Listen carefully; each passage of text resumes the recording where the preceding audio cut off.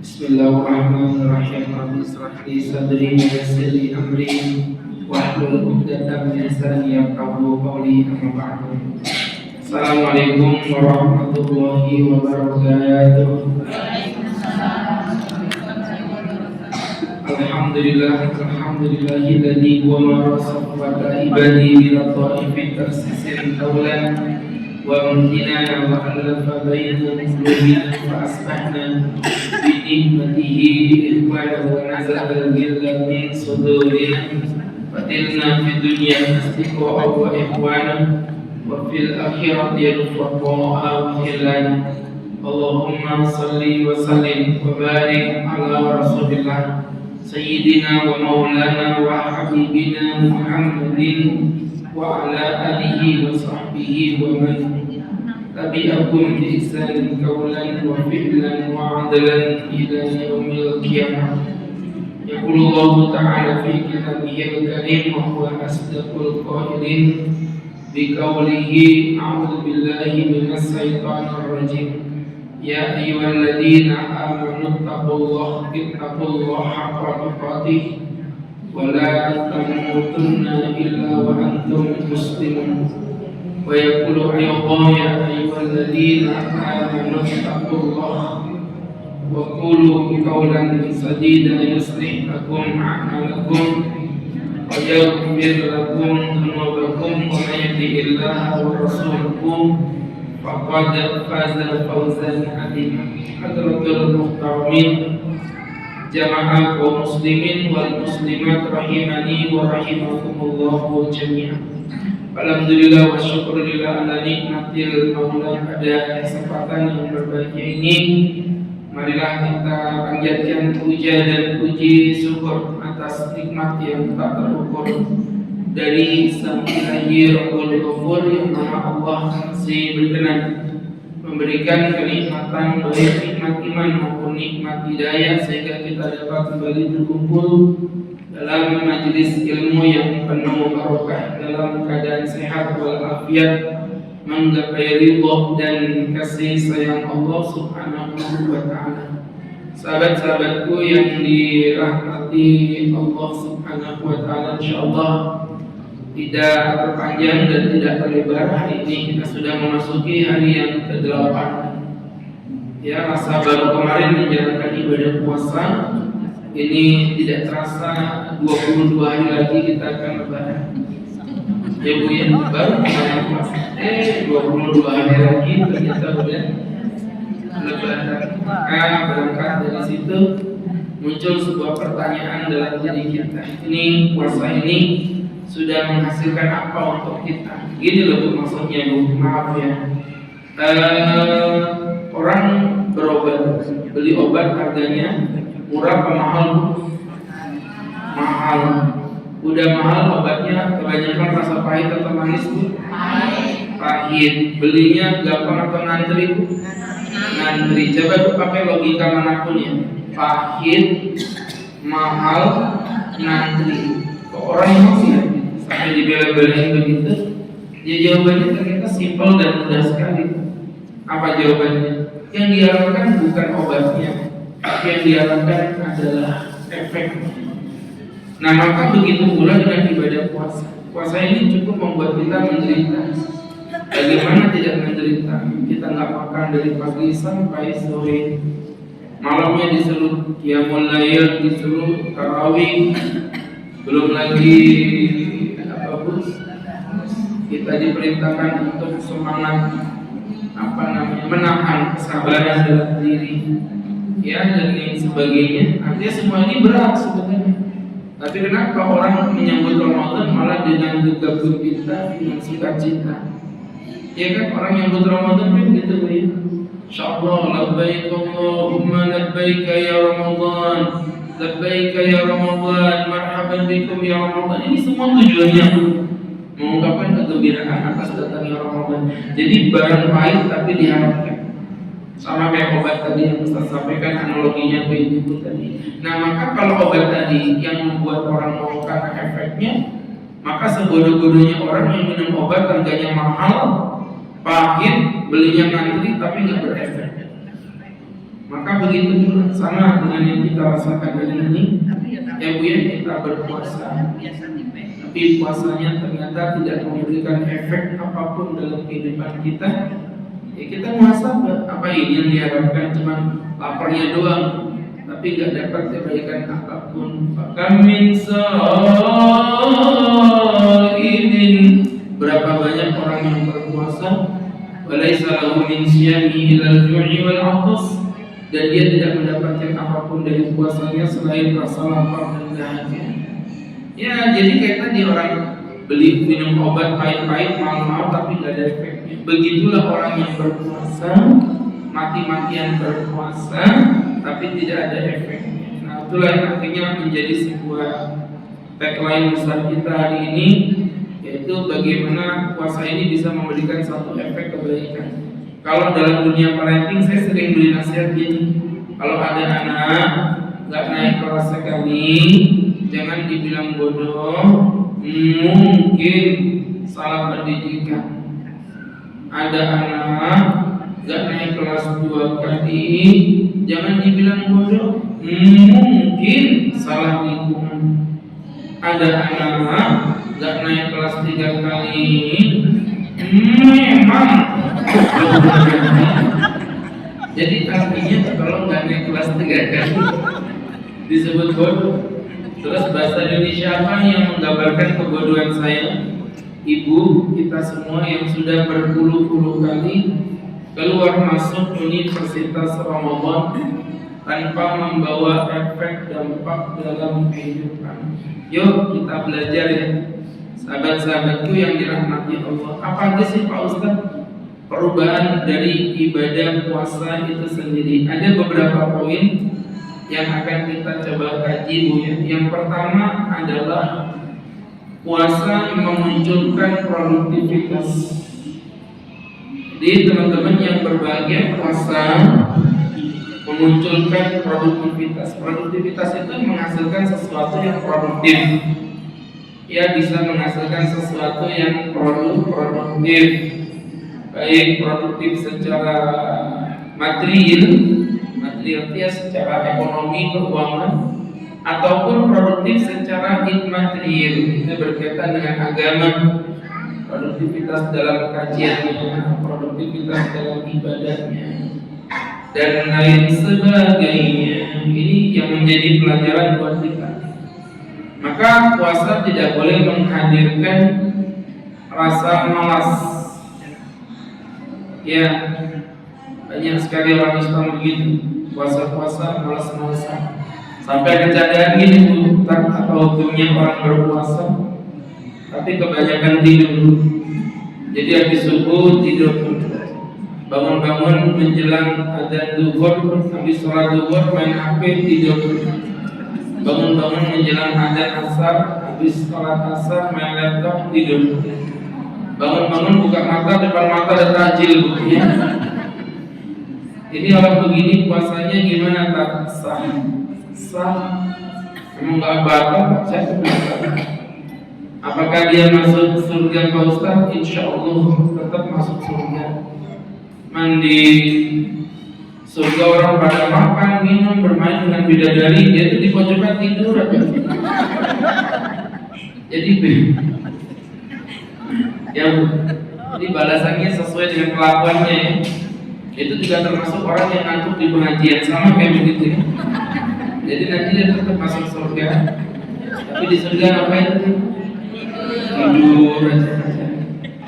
Jadi masya Allah teman-teman yang muliakan Allah Subhanahu Wa Taala.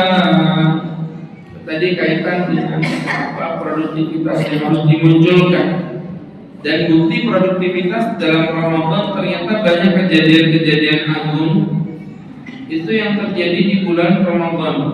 Kita ambil contoh ya. Yang pertama, turunnya ayat Al-Quran pertama kali terjadi di bulan Ramadan. Nah, tadi ibu mohon maaf nih. Turunnya ayat Al-Quran pertama kali terjadi di bulan Ramadan. Itu menunjukkan Ramadan bukan waktunya bermalas-malasan. Syahrul Ramadan alladzi unzila fihi al-Qur'an. Bulan Ramadan adalah bulan yang diturunkan di dalamnya Al-Qur'an. Hanya ibu Ramadan jangan dijauhkan dari Quran. Bu Ramadan tapi nggak mau nggak mau ngaji gimana? Ya makanya puasa ya. Semangati diri, ngajinya makin kencang, makin produktif. Ya targetin gak usah jauh-jauh lah, sebulan minimal khatam. Walaupun terlalu susah ya cukup 1 juz tiap hari, itu jauh lebih mudah ya daripada ibu menghafalkan Quran. Susah, ngantuknya memang Ibu, daripada menghafalkan Quran lebih baik baca Quran 1 hari 1 juz. Bisanya mukanya kayak gini deh. Itu kan sama ya Allah. Mengantuk nggak jelas. Jadi teman-teman yang berbahagia, yang dimuliakan Allah, jangan mancing emosi saya ya. Saya dari pagi belum sarapan loh. Biasanya ada minuman kopi di sini. Apa kabar dengan kopi guys? Kira puasa haram minum Pak Ustaz. Memang orang puasa haram minum, tapi dibungkus bawa pulang kan nggak apa-apa ya. Jangan biasakan mengurangi haknya manusia ya. Itu suudonnya. Kalau suudonnya saya sudah tahu Bu, biasa panitia itu begitu. Dia memangkas anggaran konsumsi Ustaz untuk bisa memberikan persembahan parsel terbaik itu suudonnya gitu ya. Jadi yang dimuliakan Allah Subhanahu wa ta'ala, masyaallah, tabarakallah. Maka kembali dari apa yang Ustaz sampaikan, ibu yang berbahagia baca Qurannya dikencengin. Gak usah laju-laju lah Bu, ibu kalau ngaji ada karena kesetanan gitu. Cuma kedengaran pucuknya aja. Al-alamin Al-Rahim Sadaqallahul Azim. Apa itu ngaji begitu?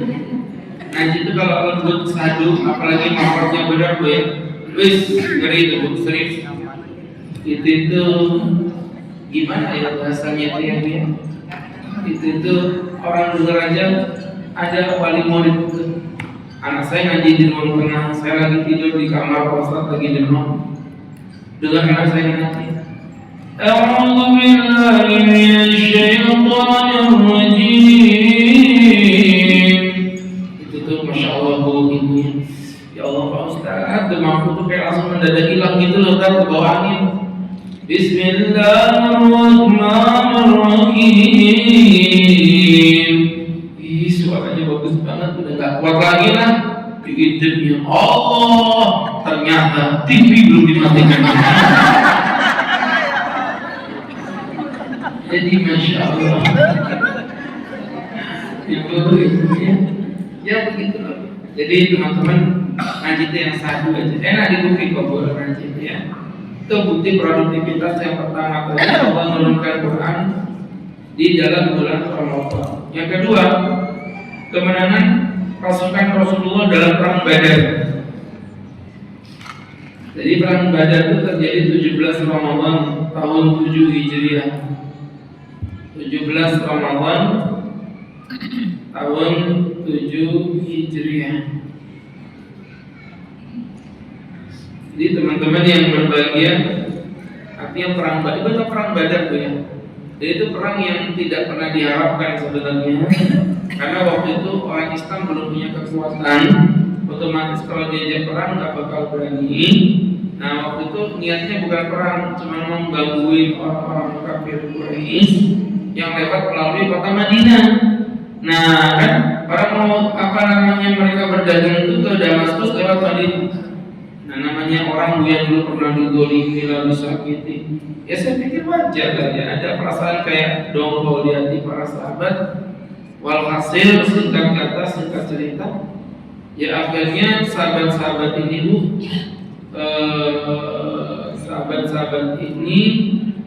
mau ngerjain pasukan kafir Quraisy ini. Ceritanya mau tanda kutip mau dirampas hartanya.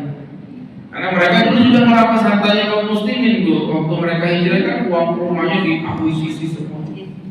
Nah akhirnya disitulah kabar ini bocor nyampe ke telinga mereka. Mereka bilang ya sudah, ikan bawal, ikan teri ente jual, ane beli. Ya teman-teman yang dirahmati Allah Subhanahu wa ta'ala, burung gulatik makan kapur barus. Apalah arti ibu muka cantik kalau terus ngobrol terus baik. Jadi teman-teman, ini contoh bukan usul. Jadi teman-teman, bukan di sini. Jadi artinya kalau kita pelajari, tadi ngomong apa Ustaz tadi? Gara-gara pantun lupa. Oh perang Badar. Artinya para sahabat ketika lewat dicoba, beritanya bocor, yang diharapkan datang pasukan dagang, yang datang ternyata pasukan perang. Ya udah, mau maju mati, mundur hina. Nabi sempat galau, Nabi berdoa minta petunjuk sama Allah, dan akhirnya petunjuk mengarahkan Nabi diizinkan untuk berperang. Terjadilah perang Badar, dan perang Badar itu terjadi di bulan Ramadan. Andai kata Ramadan itu bulan malas-malasan, harusnya Nabi bilang gini, maaf ya ditunda dulu, nanti habis awal aja, aku mau mudik dulu pulang kampung dulu ya, mau makan opor, apalagi opor ayam kampung yang kecil-kecil, itu santannya gurih, itu pakai di ketupat itu masya Allah, dicampur sama emping dinyek-nyek gitu loh ya Allah. Terus kuning telur diacak-acak itu nanti ya Allah. Jadi kebetulan aja diurnya nggak apa-apa. Menelan diur tidak membatalkan puasa, asalkan diurmu sendiri ya, bukan diur orang lain. Jadi teman-teman yang berbagi. Jadi gitu Bu, masya Allah, tabarakallah. Tadi ngomong apa? Opor Nah disitulah ketika perang Badar terjadi, umat Islam justru memenangkan peperangan pada 1:3 Bu ya. Umat Islam itu terkenal dengan angka perangannya 313. Jumlah peserta perang Badar itu 313 melawan ribuan pasukan kafir Quraisy. Sehingga perbandingannya 1:3. Nah disinilah teman-teman yang berbahagia dimuliakan Allah, sama buku ternyata terjadi kemenangannya di tanggal 17 Ramadan. Kemudian Tariq bin Ziyad menaklukkan Andalusia. Jadi ini juga terjadi di bulan Ramadan. Tariq bin Ziyad menaklukkan Andalusia. Maksud saya itu gini loh, kalau memang Ramadan itu bulan malas-malasan, ya mestinya perang-perang ini ditunda dulu, ngapain? Begitu Bu. Ibu tahu Andalus di mana? Spanyol Bu. Iya, jadi keren ya. Di zamannya Tariq bin Ziyad Islam sudah nyampe ke Spanyol, Cordoba. Ya, jadi masya Allah, dan itu terjadi pada tahun 92 Hijriah. 92 Hijriah itu juga terjadi di bulan Ramadan. Kemudian juga Salahuddin Al-Ayyubi memenangkan pertarungan pada saat mengalahkan pertarungan pada saat 585 Hijriah. 584 Hijriah. Nah, poin yang terakhir juga ini mungkin orang jarang tahu ya. Termasuk negara kita, negara Indonesia merdeka tanggal 17 Agustus 1945, itu terjadi tanggal 9 Ramadan 1364 Hijriah. Ya Allah, hari Jumat lagi. Makanya Pak Karno waktu mengumumkan itu dalam kondisi puasa. Ibu perhatiin, beliau ngomong gini, masih kan lapar dia makan. Mukanya aja pada putih semua, pucat gitu. Emang layarnya kamu tidur ya Allah. Ya, jadi insya Allah. Begitu ya teman-teman ya. Ini kalau kita pelajari, jadi ini membantah mitos-mitos yang mengatakan bahwa orang kalau puasa itu kerjaannya jadi malas-malesan.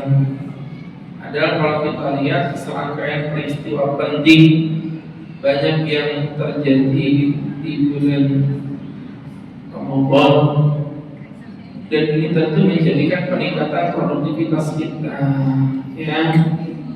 Dan kita memang kita disuruh menjadi orang yang produktif.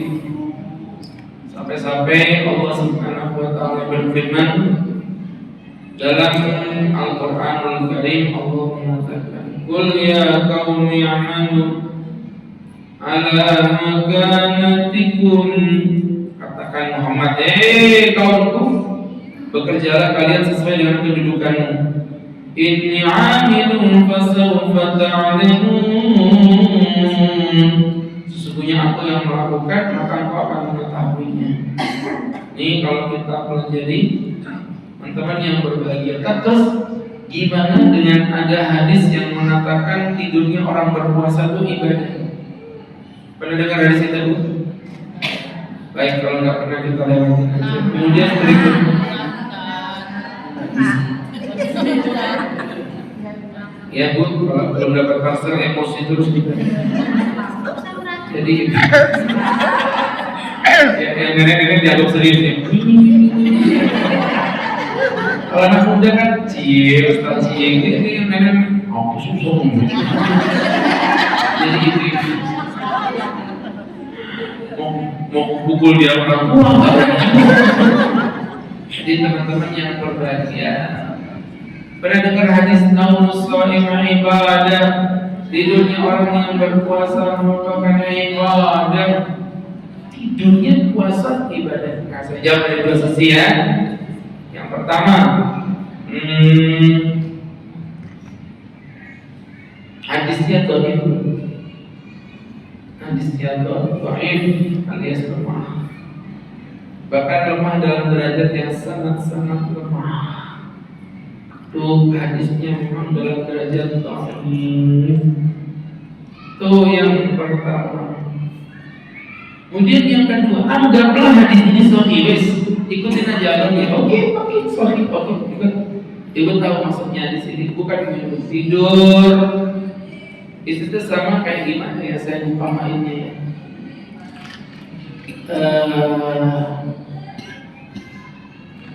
Ibadah santainya seorang wanita itu insya Allah bernilai besar di mata Allah. Itu bukan satu ribu ibadah santai loh Bu. Maksudnya itu menjadi sebuah gambaran. Ya, kalau tidurnya orang berpuasa saja ibadah, maka bagaimana dengan ibadahnya gitu loh Bu. Apa maksudnya sih? Itu perbandingan. Kan tidurnya orang berpuasa ibadah itu pun kalau kita pelajari bukan nyuruh tidur, tapi nyuruh meningkatkan kualitasnya lagi agar ibadahnya makin digenjot terus supaya apa? Menjadi ibadah yang perfect, yang sempurna. Jadi tidurnya orang berpuasa ibadah itu maksudnya begitu, bukan malah Ustaz katanya puasa di bulan Ramadan adalah ibadah, katanya bekerja juga merupakan ibadah. Jadi tidur waktu kerja itu sama dengan ibadah di atas ibadah. Apa ini? Tidur itu ibadah, pengajian itu ibadah. Jadi ngantuk di pengajian. Ibadah di atas ibadah. Sembarangan aja. Jadi jelasin tadi satu hadisnya dhaif. Hadis dhaif ya berarti memang nggak bisa digunakan. Tapi kalau kita ikutin alurnya ya tadi maksudnya kalau ibadah ya istilahnya yang begitu aja.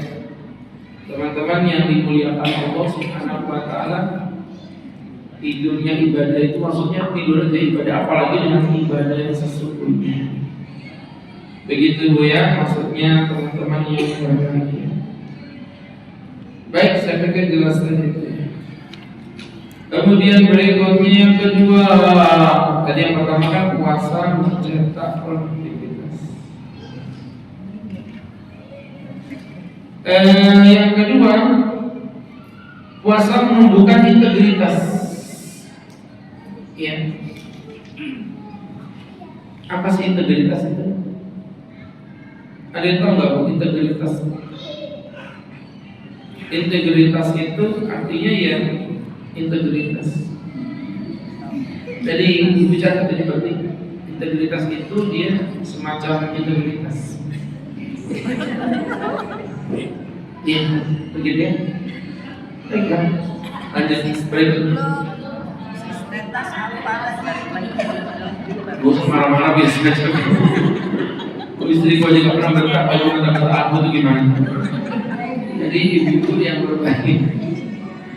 Integritas itu adalah kesesuaian antara dimensi batin dengan dimensi lahir.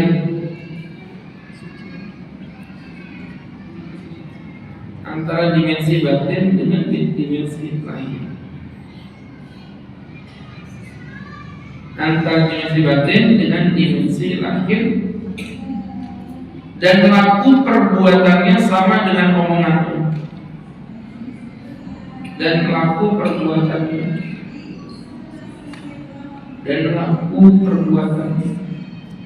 itu akan sama dengan omongan.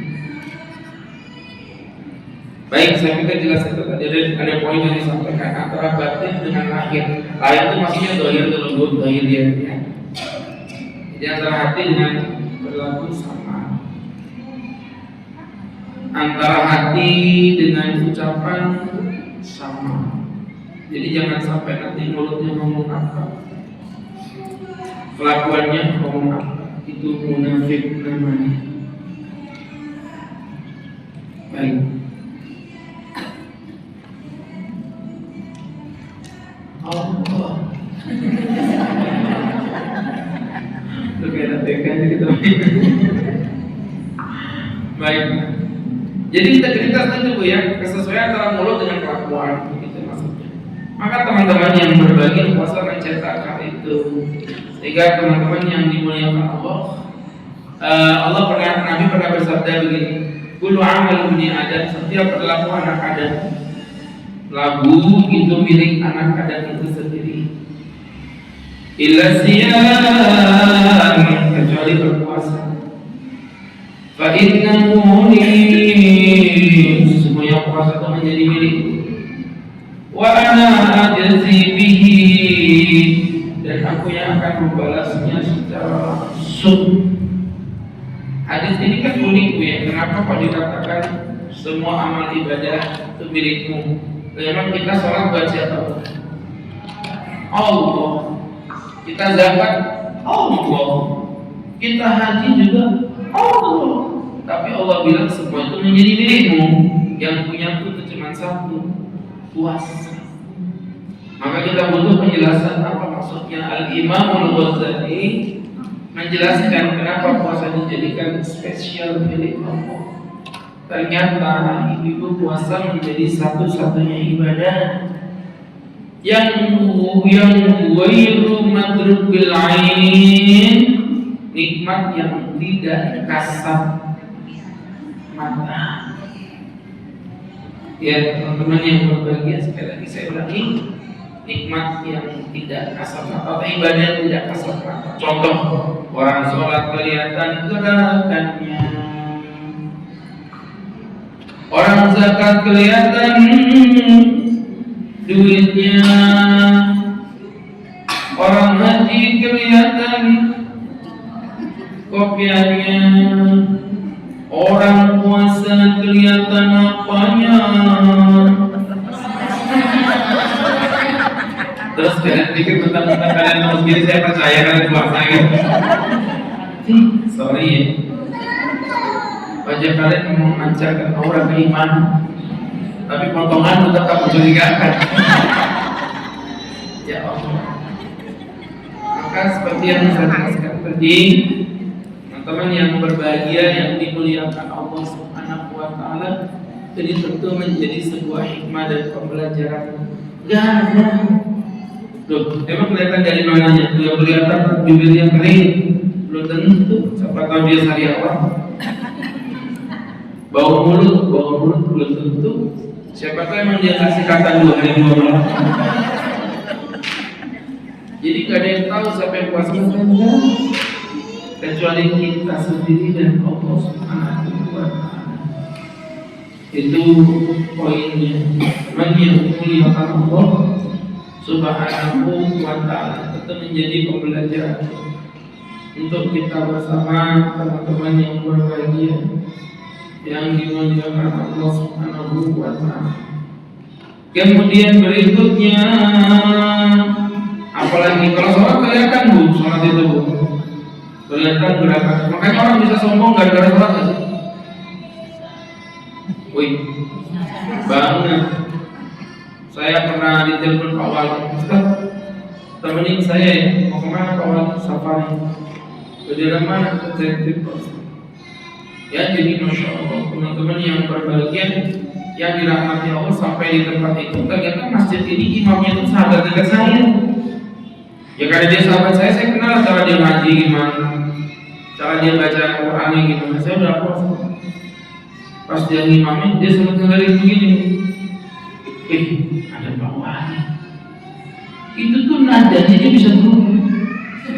Allahu Akbar. Saya sebagai orang yang tahu, apa? Ya gitu. Ya teman-teman yang berbahagia, Masya Allah. Dia bilang apa?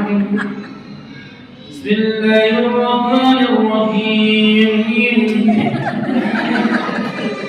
Alhamdulillahirabbil alamin.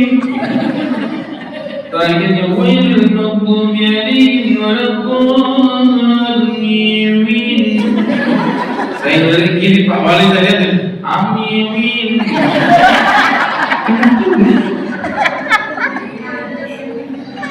Jadi Masya Allah, ibu-ibu yang berbahagia, ya kita lah sholat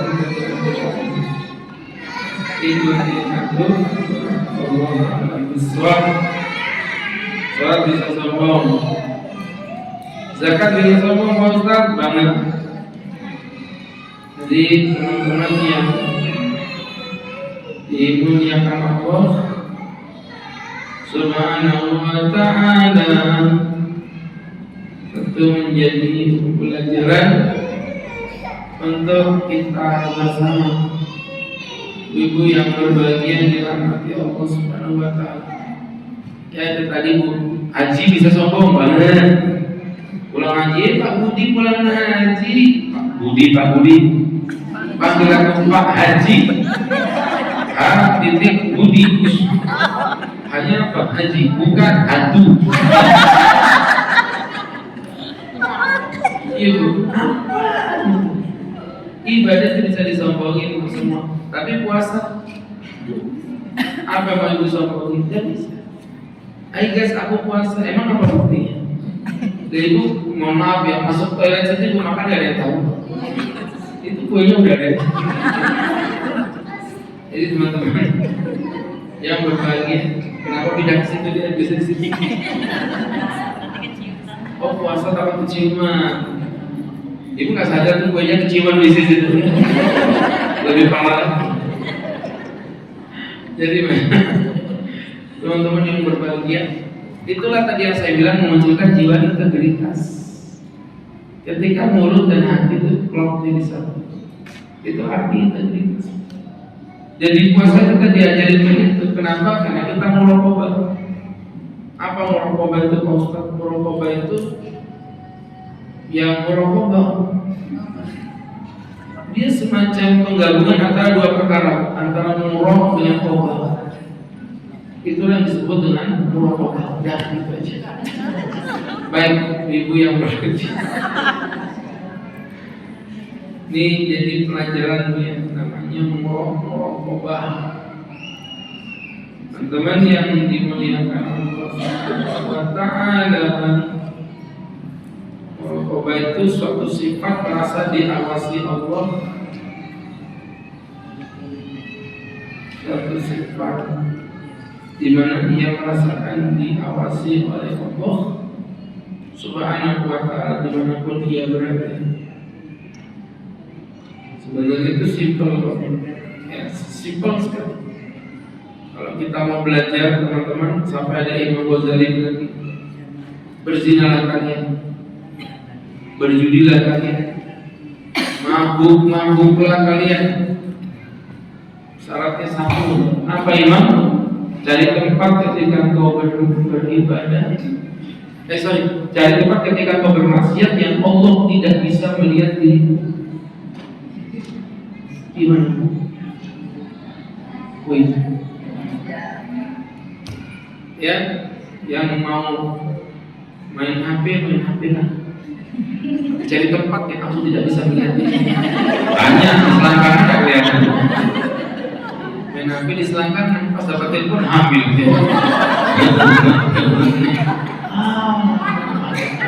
Jadi hati-hati. Jadi teman-teman, jadi dimuliakan Allah Subhanahu wa ta'ala. Kalau ibu muda nih gitu pengajian main HP ya. Coba yang sepuh-sepuh Pak ngobrol.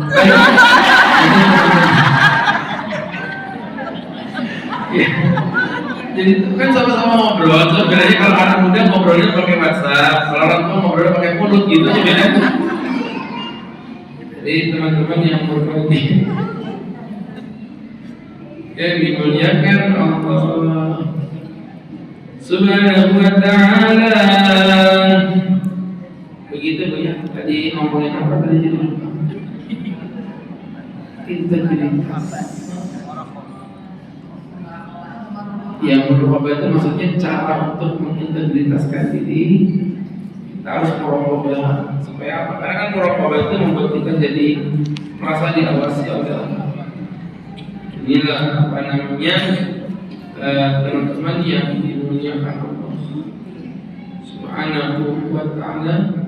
Sifat merasa selalu diawasi membuat kita jadi berpikir kalau melakukan maksiat Allah pandang saya dan lain sebagainya. Begitu ya jemaah yang dimuliakan Allah Subhanahu wa ta'ala.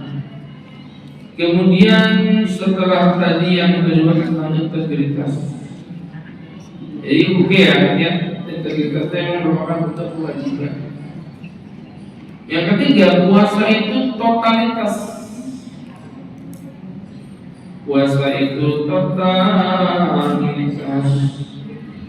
Puasa itu sampai menyentuh pada faktor tubuh yang menyehatkan dan lain sebagainya. Maka bagaimana supaya bisa diberikan apa namanya suatu ibadah yang nggak bisa cuma yang penting dapat pahala, nggak bisa Bu, juga semua totalitas kesehatannya harus jalan. Makanya kalau mau sehat sih gampang ya. Olah raga, olah rasa, olah asa. Yang pertama apa? Olahraga, tetap pergerakan gerak tubuhnya masih ada, walaupun mungkin dikurangi, tapi tetap pergerakan itu masih ada. Olahraga ya. Olahraga paling bagus menjelang buka puasa. Iya, jadi kalau mau olahraga itu siangnya istirahat tidur, sorenya olahraga sampai pas menjelang dekat. Berarti saya pas setengah jam, ya berarti mulai jam 6. Nah, sekarang adanya 6.35. Jadi setengah jam sebelumnya ibu olahraga. Kemudian yang kedua olah rasa, makanan dijaga. Saya pribadi mohon maaf ya, kalau bulan-bulan yang lain saya tuh nggak terlalu mementingkan makanan gitu. Kalau kayak gini kan saya tuh buah, ya minumnya juga kalau bisa minum susu nggak apa-apa, disehatkan tubuhnya. Untuk Ramadan ini beda. Ya Bu ya, makan dari makanan-makanan yang cepat saji. Ya saya dulu pecinta berat Indomie. Setelah tahu bagaimana bahayanya makanan cepat saji, sudah semenjak itu saya udah gak pernah makan Indomie. Walaupun pengen itu paling sarimi ya.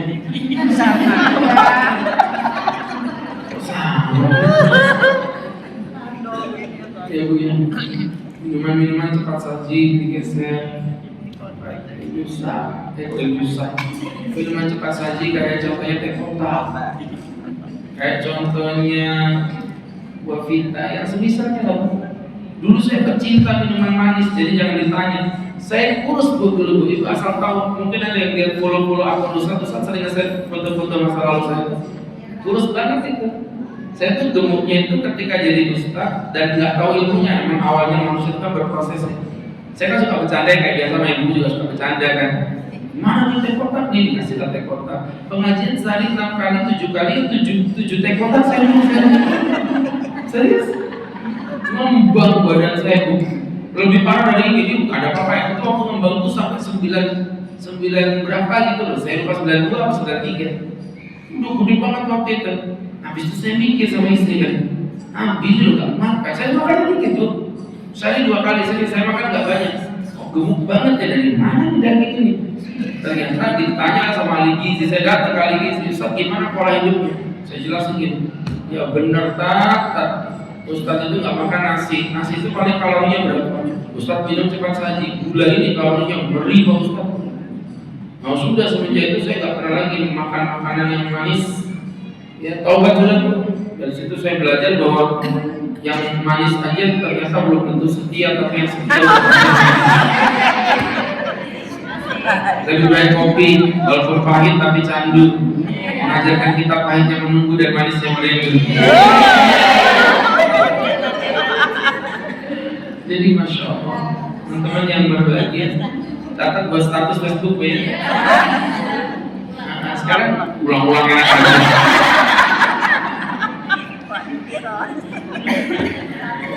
Itu belum ikut ini salurannya Ustaz, gabung aja Bu di saluran. Ada namanya saluran. Ada pernah dengar ya istilah saluran di WhatsApp itu? Sekarang ada namanya saluran, bukan grup beda nih. Kalau grup, ibu kan saya punya grup, banyak orang tuh nggak mau masuk di grup itu, tapi lumayan juga sih udah 700-an lebih. Itu di grup saya itu yang saya bina itu orang nggak mau masuk ke situ, kenapa? Karena mereka itu merasa takut privasinya hilang, karena kan nomor HP-nya kedetek untuk membaca di situ. Nah kalau saluran ini bagus dia. Yang masuk di situ nggak tahu siapa yang ada di saluran situ, nggak tahu, admin pun nggak tahu kecuali yang sudah saya save nomornya baru muncul. Kalau nggak ketahuan juga. Nah di situ enaknya lagi nggak ganggu. Kalau itu kan di grup saya posting ceping masuk tuh kadang ganggu ya. Kalau ini nggak, dia masuknya di status. Kalau ibu nggak ngecek ya nggak kelihatan. Terserah ibu. Dan enaknya lagi yang termaktub di situ bisa di-share ulang ke status. Jadi statusmu itu isinya bukan kelakuan dan mulut kita berbeda. Itu status-status toksik namanya. Iya, status itu status yang memberikan manfaat. Teruslah berdoa, teruslah berikhtiar, teruslah untuk meminta kepada Tuhan hingga Allah berkata, inilah saatnya. Gitu.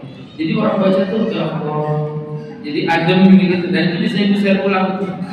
Ibu nggak tahu caranya gimana, ya ibu ngerti nggak sih? Di saluran itu ibu cari aja Agus Khairul Huda itu nanti keluar. Kalau nggak salah sih nama itu nasihat Agus Khairul Huda. Ya kata-kata kayak tadi itu, yang seperti itu muncul di situ. Banyak yang sudah saya sampaikan di situ ya, kata-kata singkat aja. Teman-teman yang dimuliakan Allah Subhanahu wa Ta'ala, ini menjadi pembelajaran untuk kita bersama, teman-teman yang dirahmati Allah Subhanahu wa Ta'ala. Ya sahabat-sahabatku yang dimuliakan Allah Subhanahu wa Ta'ala. Begitu tadi ya.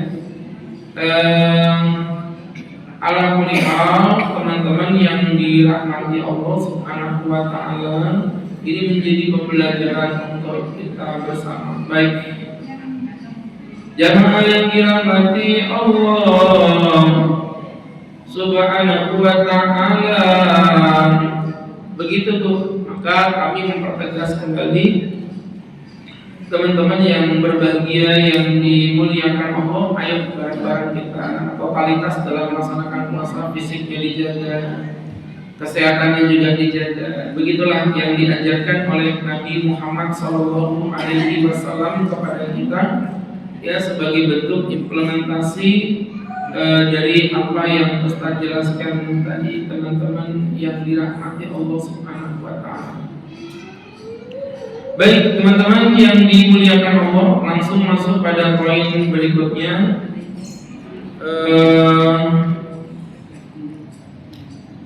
Puasa itu loyalitas. Jadi berikutnya menciptakan jiwa yang loyal.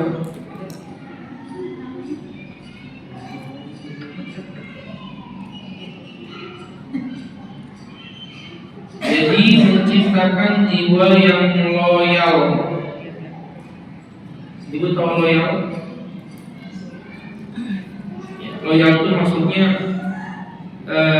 tidak gampang berubah. Ya, artinya tidak gampang berubah. Saya loyal dengan pengajian Jabalus Salam misalnya ya. Teman-teman yang dimuliakan Allah Subhanahu wa taala, teman-teman yang dirahmati Allah Subhanahu wa taala, teman-teman yang dirahmati Allah, loyal itu berkomitmen, tidak gampang untuk berubah.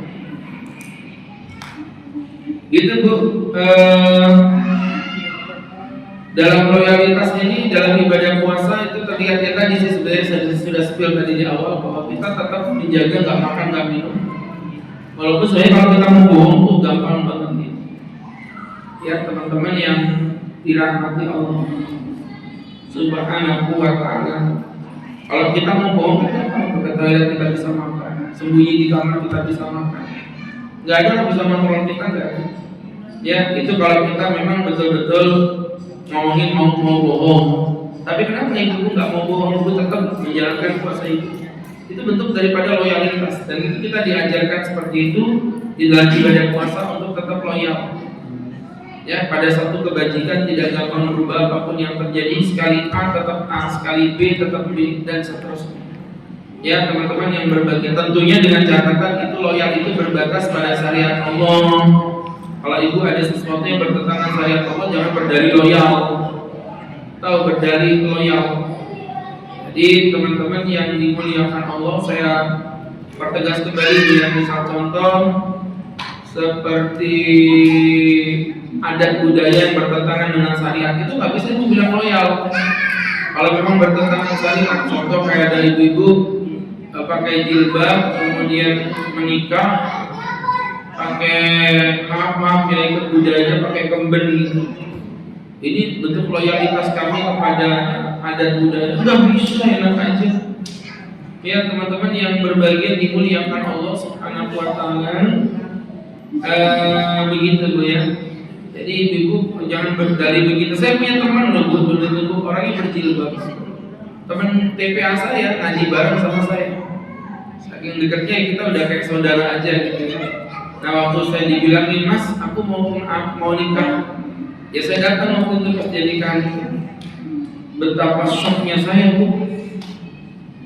Orang yang dari kecil sama saya pakai jilbab ini, pakai kemben begini loh Bu, susunya kelihatan setengah gitu, masya Allah.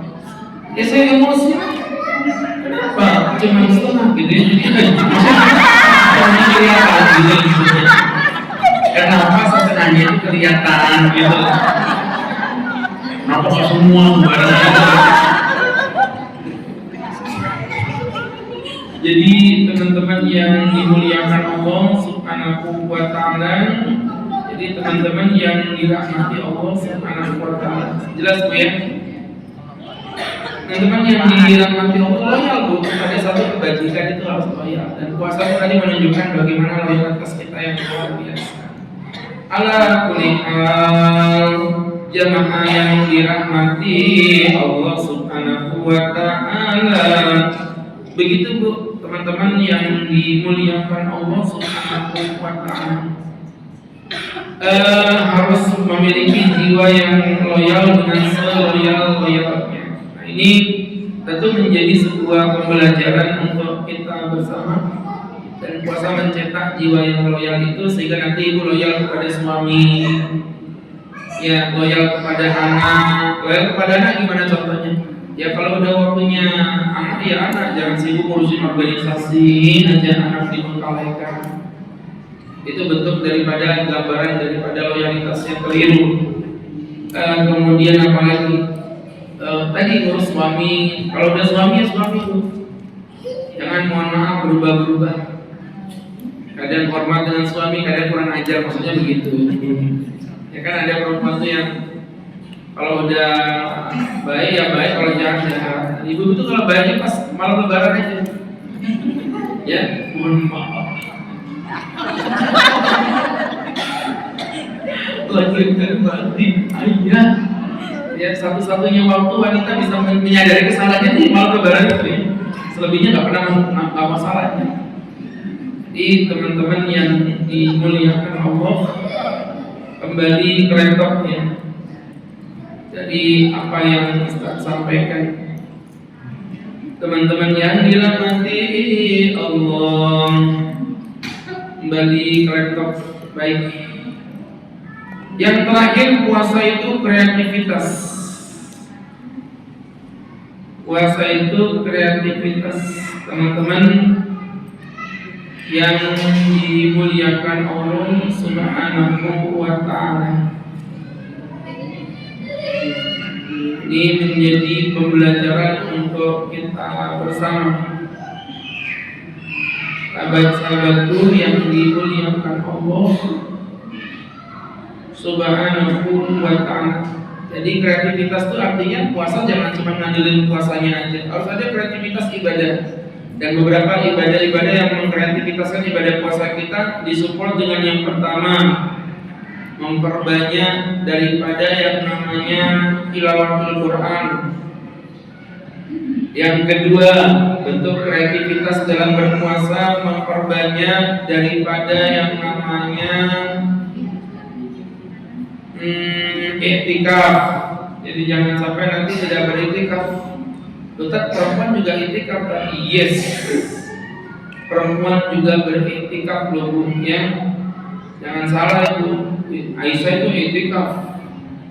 Yang penting tempatnya aman dari fitnah dan syahwat. Ya, yang penting tempatnya aman dari fitnah dan syahwat, tertutup full. Karena perempuan kalau iktikaf kan otomatis ya tersikat auratnya, kebuka betisnya itu biasa ya, namanya tidur, garing. Maka berangkat dari situ cari masjid yang kira-kira kalau iktikaf tertutup perfect sempurna. Jadi perempuan juga beriktikaf. Saya iktikaf tapi di rumah. Kalau di rumah bukan iktikaf, di rumah itu istrikaf. Tahu istrikaf? Kumpul sama istri aja dulu. Itu namanya istrikaf. Jadi dulu iktikaf itu penting Bu ya, biar hati kita tuh adem, damai. Ya cobain aja.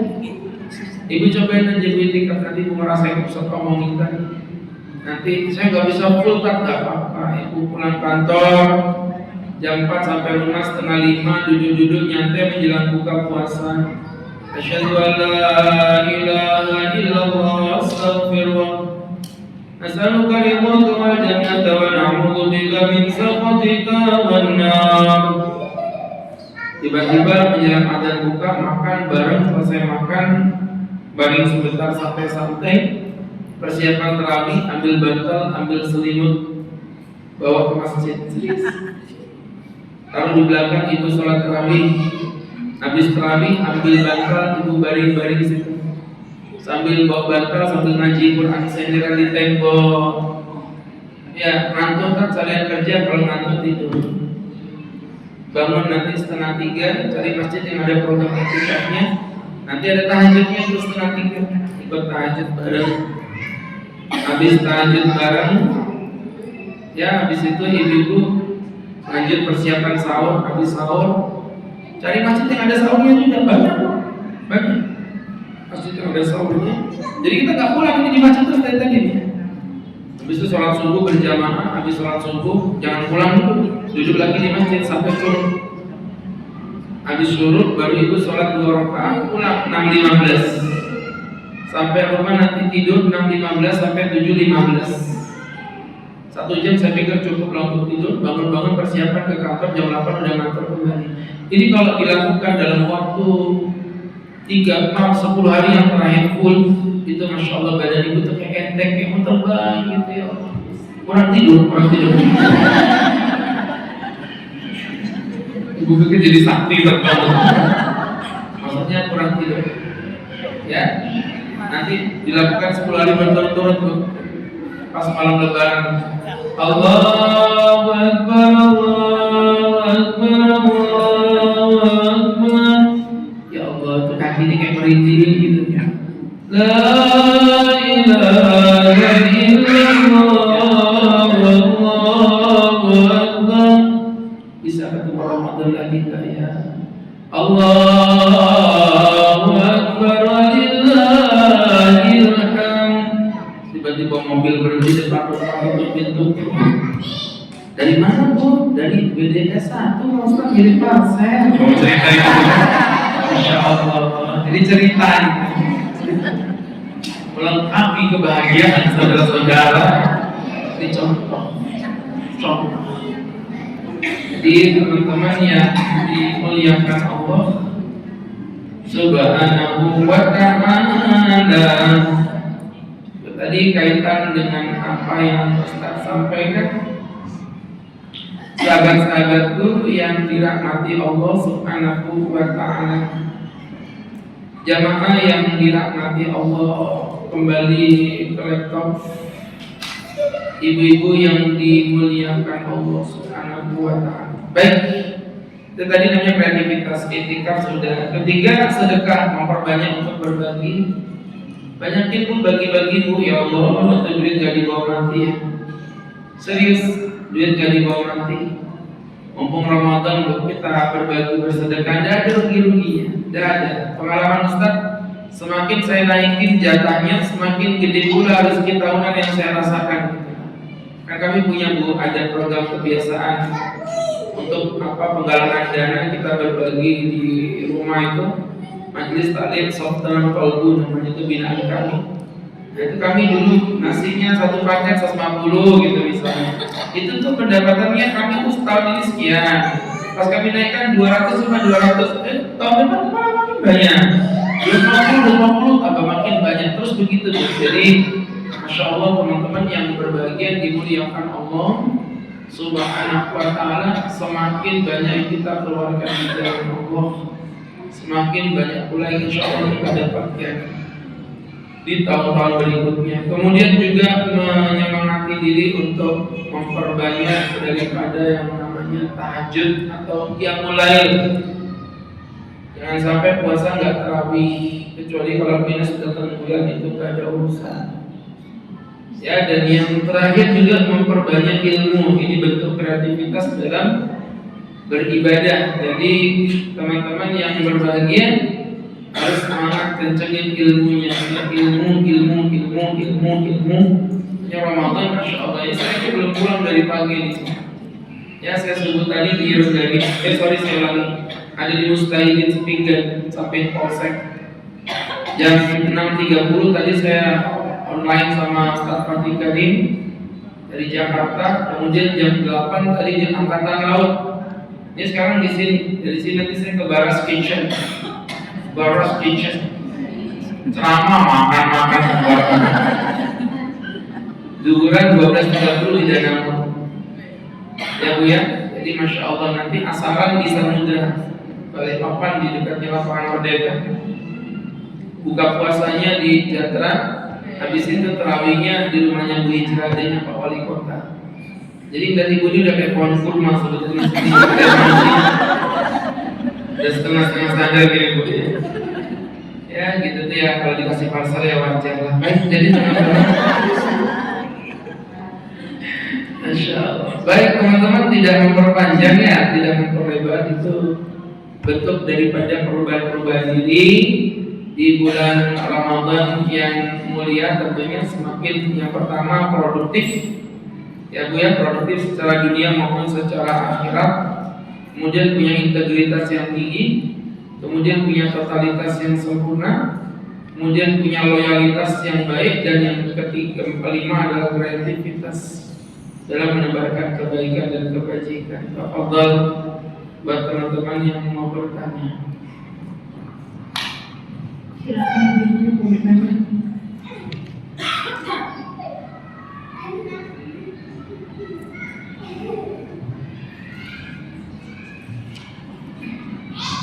Silakan. Saya Pak Ustaz. Assalamualaikum warahmatullahi wabarakatuh.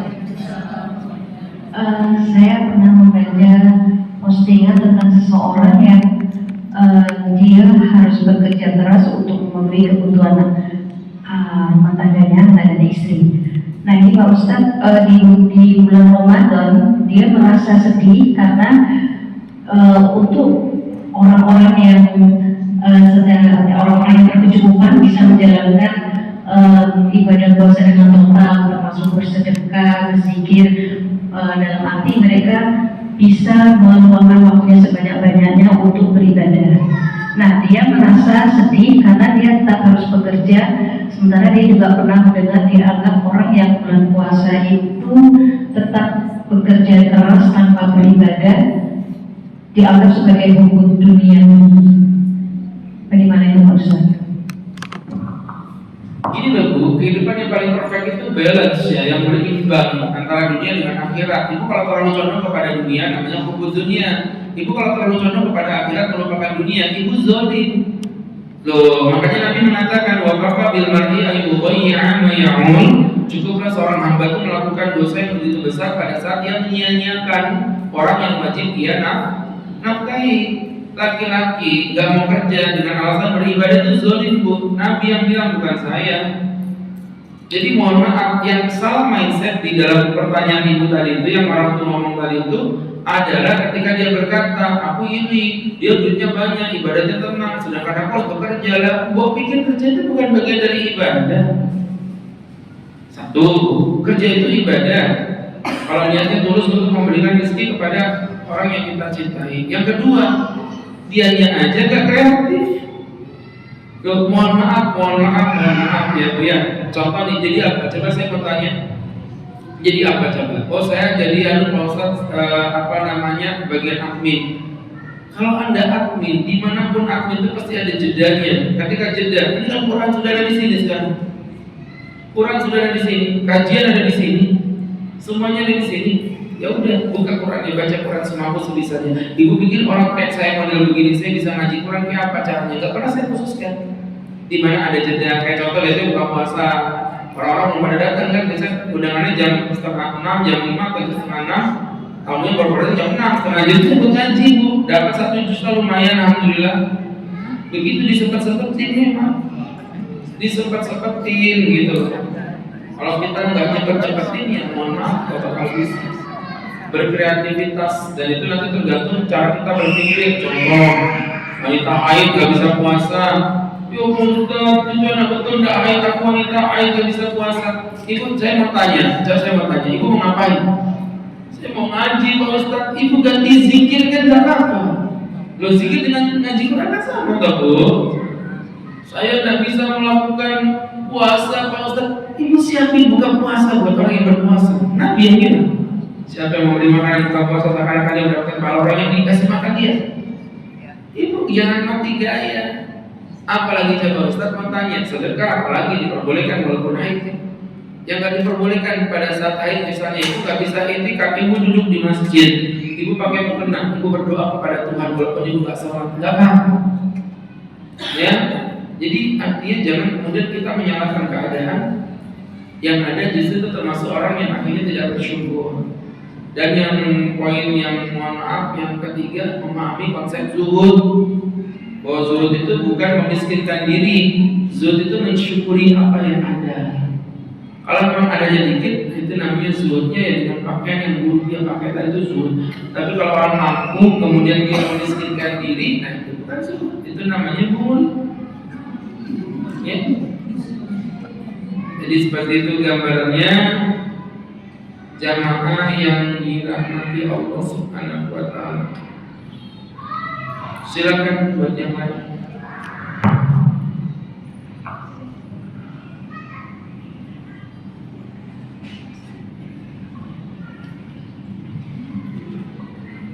Terima kasih. Assalamualaikum warahmatullahi wabarakatuh.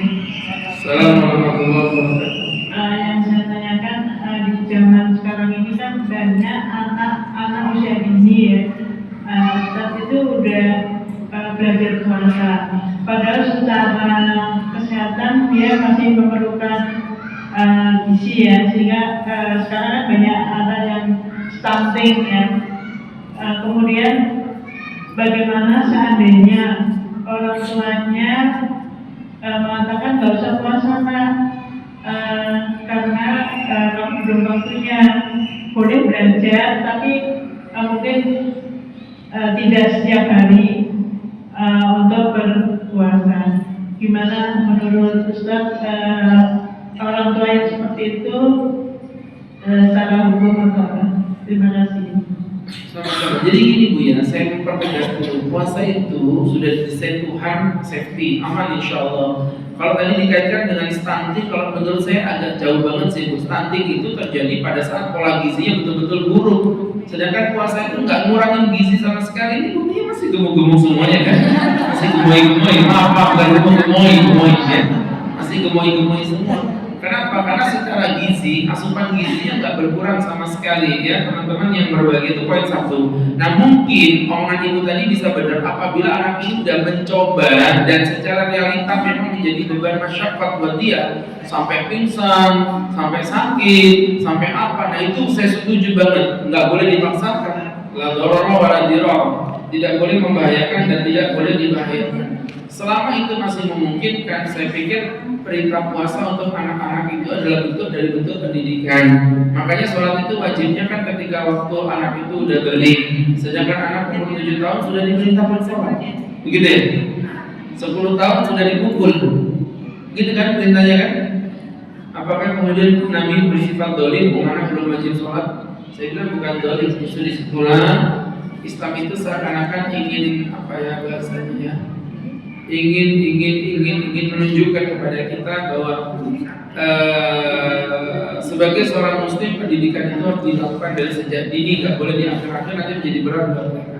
Jadi kesimpulannya kalau menurut saya pribadi nilai ya anak saya itu yang kecil itu ada paling kecil saya suruh puasa itu mulai jam 11 sudah mulai kayak gelisah bla bla bla bla bla. Itu biasanya kita ya udah kalau gitu puasanya puasa setengah hari aja, nanti zuhur makan menjelang asar, jadi dia belajar, gak apa-apa, poinnya seperti itu satu. Tapi nanti tahun depan saya coba lagi Bu, kalau dia udah mulai aktif kok gak ngerasa kayak lapar biasa tapi gak sampai parah gitu, lanjutin aja. Nanti kalau gitu bukanya pas asar, gak apa-apa, asar buka nanti malamnya buka lagi gak apa-apa, namanya anak-anak. Nanti kita lihat lagi, asar udah mulai tetap masih bisa aktivitas, lanjut lagi sampai ke maghrib. Alhamdulillah ibu yang dirahmati Allah ya. Rata-rata kelas 1, kelas 2 mereka udah puasa full kalau di rumah kami. Alhamdulillah ini yang sekarang lagi masih belajar nih, yang masih TK itu masih setengah hari dia masih sakiran ya. Itu masih belajar setengah ya. Ada momen-momen apa aja? Teriak-teriak gitu. Apa sih abis dimakan aja nggak boleh gitu. Nah gitu-gitu nggak apa-apa. Nanti kasih motivasi. Ya 1 hari 20.000 nah gitu. Jadi 30 hari 600.000. Ya Bu ya 600.000. Dan seterusnya. Baik seperti itu. Jadi jangan didownkan. Udah kamu puasa sesekali aja, itu pasti akan membuat dia jadi down itu. Baik, Allah. Assalamualaikum warahmatullahi wabarakatuh. Assalamualaikum warahmatullahi wabarakatuh. Mau tanya Pak Ustaz, saya ini kan punya teman di Sumatera kan. Itu kalau bulan puasa Pak Ustaz pernah cerita sama saya, mengakali puasa itu Pak Ustaz. Jadi dia 1 bulan itu bisa full puasanya, padahal dia sebut maksudnya masih datang air gitu. Dia kan ber-KB, Ustaz KB pil biasanya itu. Jadi di KB pil itu biasanya ada masanya dia itu kita harus minum haid biasanya. Nah itu dia tidak diminum pil itu, jadi minum pil baru lagi. Terus itu gimana puasanya Ustaz? Baik, prinsipnya begini aja. Kalau saya berpuasa minum obat sesuatu yang bisa menghalangi haid saya sehingga puasa saya bisa 100% berpuasa semuanya. Saya kasih tahu Ibu, jawabannya simpel sekali. Ya boleh lah. Kalau kamu boleh nih, boleh lah. Yang memang darah haidnya nggak ada, ya udah berarti dia suci. Walaupun itu adalah tanggal kalender haidnya dia. Ini poin boleh. Tapi kalau itu pertanyaan ini berubah, bukan boleh, tapi apakah Ustaz menganjurkan? Saya katakan it's not recommended. Itu tidak dianjurkan. Bagi saya itu gulu ya, melampaui batas. Kenapa? Ya normal aja lah. Ibu ingin apa sih? Ibu masuk surga. Saya kasih tahu ya, Bunda Aisyah, penghulunya wanita di surga, pemimpinnya wanita di surga. Haid juga ya. Jadi saya pikir gak usah berlebihan. Kalau menurut saya sih begitu. Jalanin yang normal-normal aja. ya untuk tetap puasa normal seperti biasa ketika haid ya berhenti. Tapi kalau tetap ibu ngotot pengen minum, saya nggak melarang karena memang di Islam tidak ada larangan begitu. Wallahu a'lam bishawab. Baik. Sama-sama. Assalamualaikum. Assalamualaikum Ustaz.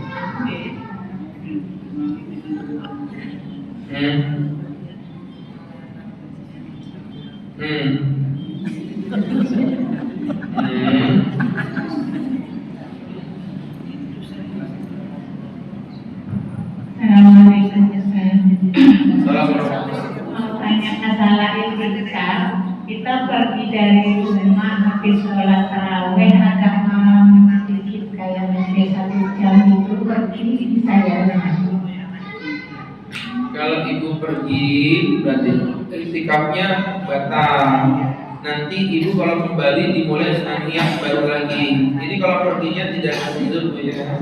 Tapi kalau memang ada uzur, contoh nih misalnya ibu perginya disebabkan karena ingin mengambil barang urgent, ibu sakit mau pulang ke rumah ngambil obat dulu, itu tidak membatalkan. Atau ada tetangga meninggal, itu tidak membatalkan.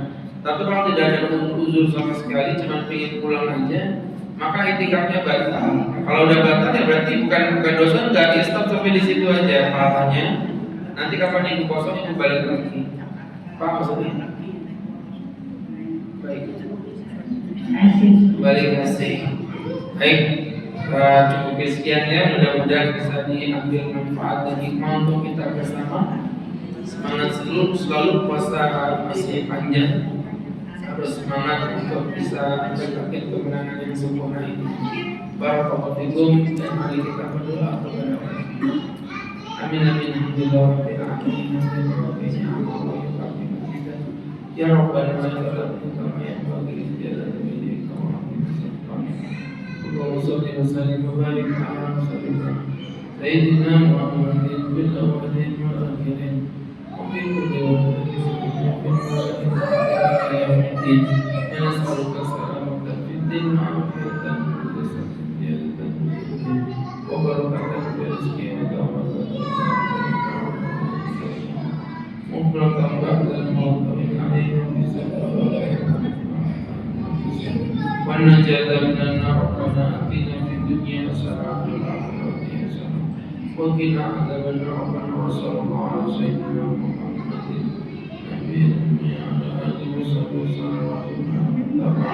نبي وباطلا يا ارحم الراحمين سبحان ربك رب العزه عما يصفون سلام على المرسلين والحمد لله رب العالمين. Terima kasih warahmatullahi wabarakatuh. Taufik wal hidayah. Assalamualaikum warahmatullahi wabarakatuh.